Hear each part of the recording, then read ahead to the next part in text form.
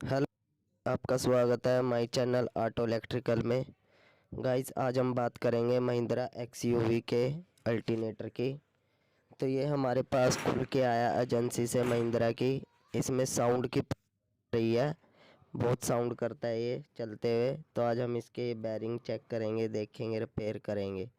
अगर जो भी चैनल पर नया है तो लाइक और सब्सक्राइब ज़रूर करें। तो गाइस, हम इसे मशीन पर रेडी कर लेंगे। ये देखिए, हमने मशीन पे फिट कर लिया है बैटरी 11 वोल्ट, और इसके कनेक्शन कर लिया अर्थ, और ये बैटरी वाला, और ये हमारा WL लैम्प वाला। तो गाइस, हम इसे स्टार्ट करेंगे। ये लाइट जानी चाहिए हमारी।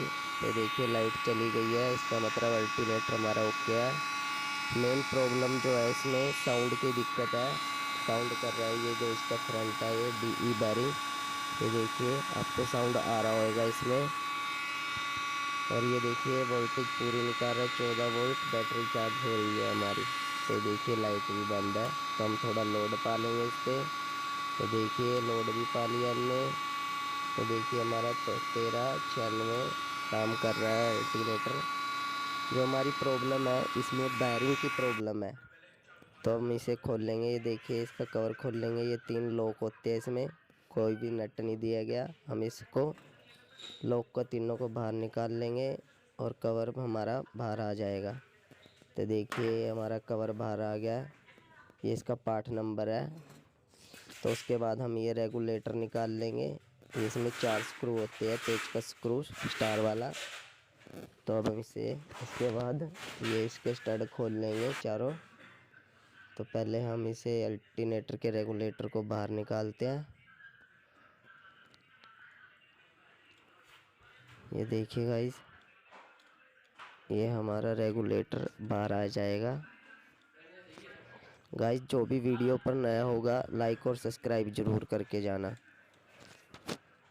तो हम फटाफट ये रेगुलेटर निकाल लेते हैं। ये हमारा रेगुलेटर बाहर आ गया है। ये देखिए, कार्बन ठीक है इसके, बिल्कुल चलेगा भी, लाइफ है।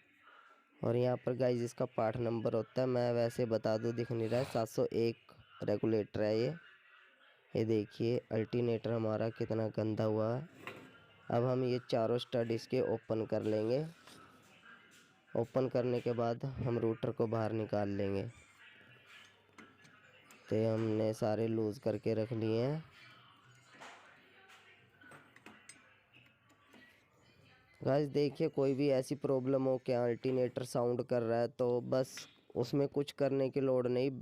अल्टरनेटर को खोलो और दोनों बैरिंग चेंज कर दो, DE बैरिंग भी और 3 बैरिंग भी। तो हमारा अल्टरनेटर ओके हो जाएगा।